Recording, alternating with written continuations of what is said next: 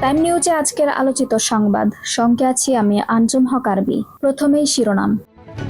ঢাকা শহরে কোনো ব্যাটারি চালিত রিকশা চলবে না বললেন সড়ক পরিবহন মন্ত্রী। বিশ্বকাপ যাত্রার আগে আনুষ্ঠানিক ফটো সেশন নাজমুল সাকিবদের। দরপতন আর বাড়েনি, সূচকের পতন কমেছে খানিকটা। আইলার ভয়াল দিনে আছড়ে পড়তে পারে ঘূর্ণিঝড় রেমাল। বিএনপি ক্ষমতায় এসে সব কমিউনিটি ক্লিনিক বন্ধ করে দেয় বললেন প্রধানমন্ত্রী।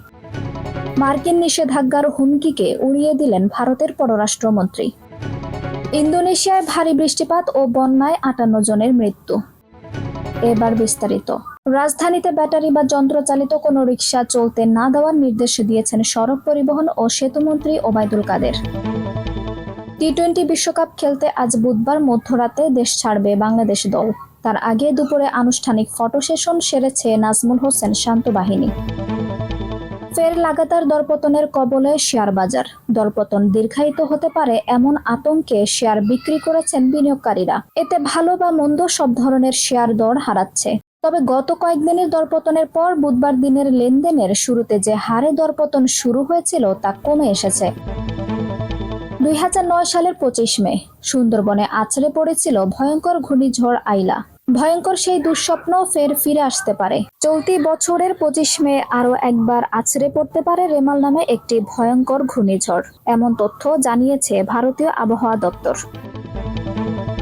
প্রধানমন্ত্রী শেখ হাসিনা বলেছেন, 2001 থেকে 2008 পর্যন্ত আমরা সরকারে ছিলাম না। 2001 সালে বিএনপি সরকার ক্ষমতায় এসে সব কমিউনিটি ক্লিনিক বন্ধ করে দেয়। আমাদের দেশের মানুষ প্রাথমিক যে স্বাস্থ্য সেবা পাবে সেই সুযোগটা বন্ধ হয়ে যায়। এর ফলে আমাদের জনসংখ্যা এবং স্বাস্থ্য ব্যবস্থায় স্থবিরতা নেমে আসে। ইরানের চাবাহার বন্দরের উন্নয়নে ভারতের দীর্ঘমেয়াদী চুক্তির পর যুক্তরাষ্ট্রের দেওয়া নিষেধাজ্ঞার হুঁশিয়ারিকে পাত্তা না দেওয়ার কথা জানিয়েছেন ভারতের পররাষ্ট্রমন্ত্রী এস জয়শঙ্কর।